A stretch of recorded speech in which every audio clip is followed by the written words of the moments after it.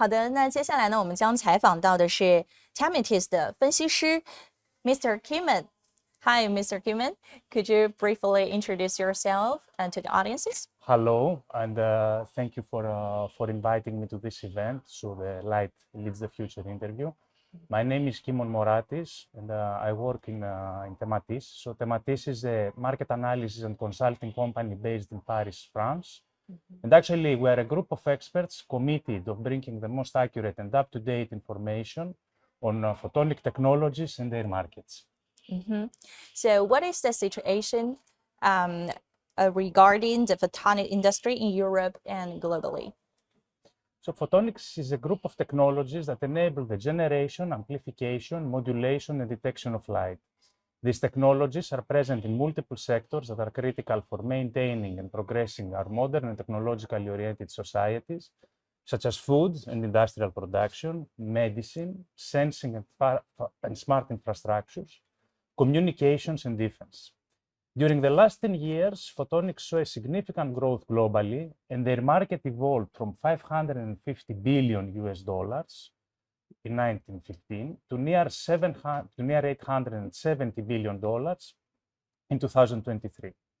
Now, this data and analysis are publicly available in a report drafted by TEMATYS, and this project was for the European Commission. So it's online, everybody can have access to this data and more details regarding the global photonics industry. Now, regarding Europe, this means the EU countries, including the UK and Switzerland, the region has a share of near 15% over the total market of photonics. For comparison, North America has a similar share, while the share of China over the total market of photonics is more than 30%.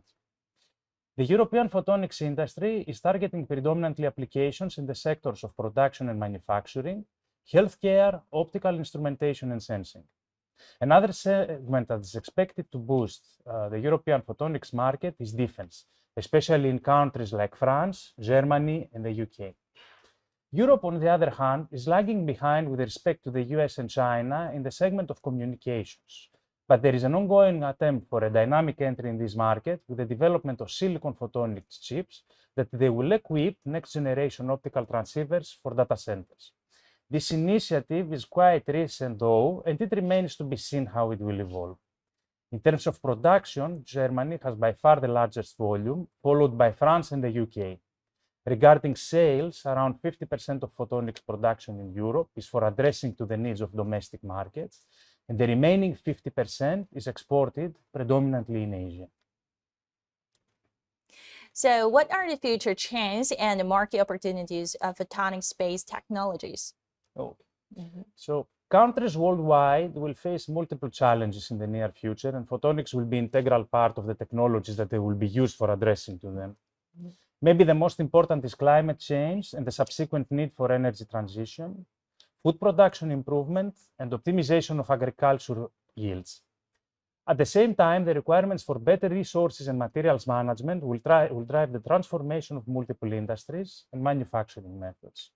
Sensors, imaging, and spectroscopy systems will play critical roles for the modernization of these infrastructures.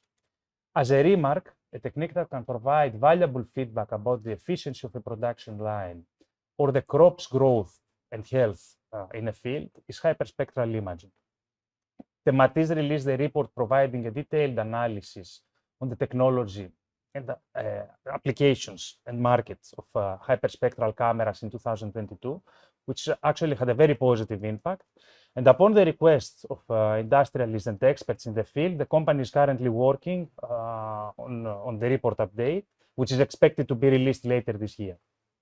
Another challenge is the aging population and the need to diagnose, treat, monitor fast and efficiently various medical conditions. This will require a modernization of the healthcare systems globally for both treatment units and diagnostics infrastructure. Well, particularly for lasers, which are the main applications that drive their market? So the main application of lasers globally is materials processing for the manufacturing of a very broad range of goods, so from food packaging and clothes to cars. The segment combined including high, medium, and low power materials processing, marking and photolithography, has a share of near 55% over the total market of lasers. The highest demand for lasers for materials processing is from the semiconductors and electronics industry. Imagine that nowadays the manufacturing of the most common device that can be found in the pocket of almost everybody, so this is the smartphone, involves more than 50 laser processing steps that are accomplished by 5 different laser technologies. And for this particular example, I do not take into account the extreme UV and deep UV photolithography systems, steps that are accomplished using the light of CO2 and excimer lasers respectively. Following the semiconductors and the electronics industry, near 20% of the lasers market revenue is generated from the demands of the so-called heavy industry that relies on metal processing. So metal cutting and welding are essential processes in the manufacturing of components and equipment used in the industry, and of course vehicles, from regular city cars up to cargo ships. The technology with the highest market share for high power or kilowatt materials processing is fiber lasers. And in their past, their main application was thick metal sheet and tube cutting. Recently, however, this trend changed, and the highest share for 2024 was for welding applications. This shift was driven mostly by the high demand of electric vehicle manufacturers for the welding of batteries. Mm-hmm. And how about scientific research and healthcare, and how lasers are expected to impact these sectors? Okay. So scientific instrumentation, research and development, and medicine are the segments that include traditional applications of lasers since their commercialization. These segments combined have a share of more than 20% over the total laser markets. Regarding medicine, the most mature markets are those of excimer lasers for ophthalmology and lamp-up solid-state lasers for dermatology. Both of the medical segments, however, are constantly evolving. In recent years, for example, for LASIK operations, traditional methods and tools for performing the corneal flap are replaced by femtosecond lasers. Today, diode lasers have the largest market share for cosmetic operations. Until a couple of years ago, for an epilation procedure, someone had to address the professional and arrange multiple sessions in a specialized institute. Nowadays, however, it is possible to do that from home. Quasi-continuous wave fiber lasers were mostly used for industrial applications. Now, they are used in laser lithotripsy and general surgery. Due to drop of prices, picosecond lasers have started to be considered for aesthetic applications such as tattoo removal and skin treatments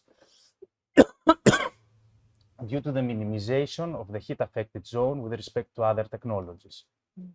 Regarding R&D and scientific applications, this segment is driven by the needs of innovation, which becomes more and more significant, also due to the challenges I mentioned before. A few examples of traditional applications include high-power lasers.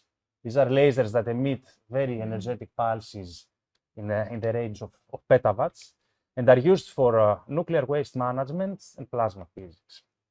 Or ultra-fast lasers for materials characterization and the study of nonlinear phenomena.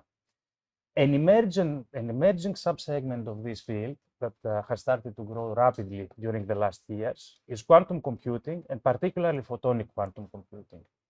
So qubits based on photons offer many advantages with respect to their superconducting counterparts, and it is expected that soon photonic-based platforms, that of course rely on lasers for their operation, will provide solutions to problems that cannot be addressed with classical computers. Mm-hmm. So from the different type of the lasers that you have analyzed, which technology are expected to grow or decline in the future? Okay, so growth is quite relevant in the sense that the decline of a laser technology in terms of market volume does not always reflect the actual demand. And this is due to the fact that average selling prices dropped rapidly, particularly for fiber and diode lasers. As a consequence, for a given period and for many applications, especially in the field of materials processing, the year-over-year sales of units might have grown, but revenues remained rather stable. it is almost certain that the market of semiconductor lasers in general will remain robust the following years, as these devices have applications in many segments that are currently growing, such as in communications and data center infrastructure, for example. The laser industry is constantly facing challenges as it transitions rapidly with respect to other technology sectors. A major factor that affects the sales of different lasers technologies is the needs of the manufacturing industry that are further driven by technological trends, both for consumer and for professional applications. Another factor is the technological competition inside the industry itself and the advantages of a laser technology over another in terms of performance, but costs as well. A notable example of a laser technology that might face strains in the future are eximers. The larger application of these devices is in amorphous silicon to polysilicon annealing for the manufacturing of OLED displays. During the last years, there has been significant progress in the development and commercialization of diode-pumped solid-state lasers emitting in the UV, exactly for this purpose. These solid-state lasers offer major advances over eximers due to lower operation and, more importantly, maintenance costs, as they do not rely on corrosive and toxic materials for their operation. This, of course, doesn't mean that these technologies will disappear. Consider as an example, lamp-pumped solid-state lasers are still around, contrary to past predictions that they would be completely replaced by diode-pumped solid-state lasers.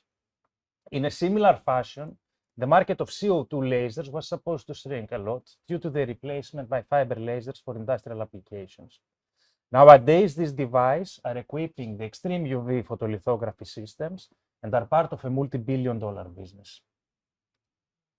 Okay, you mentioned that lasers for data centers and AI-related applications. Can you comment more on how this market will develop in the long term? Okay, so this question is more challenging to answer as there are many parameters that will affect the future of artificial intelligence. But we can make some assumptions based on historical facts. If we consider the internet, we will see that the basis of how we use it hasn't changed a lot since the late 90s, a period that, by the way, it is bitterly remembered by many due to the dot-com bubble. The only things that have changed radically the last years regarding the texture of the internet is the size of pictures and multimedia that we exchange and the amount of advertisements that we are exposed to. I have the impression that with AI is happening something similar, as the existing infrastructure can already address sufficiently to the needs of the average user. Of course, there is room to improve the quality and complexity of AI-generated content, such as images or videos or the responses of bots. But this does not justify or even requires continuous investments on data centers and hardware for AI. According to a study published recently by MIT, 95% of organizations that are involved in the AI business are getting zero return, and only the big players are generating value, and this mostly through the enhancement of individual productivity. Another issue is energy consumption, as very soon, and with the existing technology, there will be a bottleneck, and the expansion of data centers will not be sustainable. Of course, we need to maintain a positive view for the future. And energy and performance issues could be addressed through the developments of optical computing and inertial nuclear fusion. And thank you. Thank you, Mr. Kimon, for sharing and let us, the audience, know about the lasers and other sector about this theory. Thank you. Thank you. Thank you too. 非常感谢来自我们 TEMATYS 分析师 Mr. Kimon 给大家带来的非常详细的介绍啊。那相信大家对这个行业呢也有更加深入的了解了。好，谢谢。Thank you. Thank you.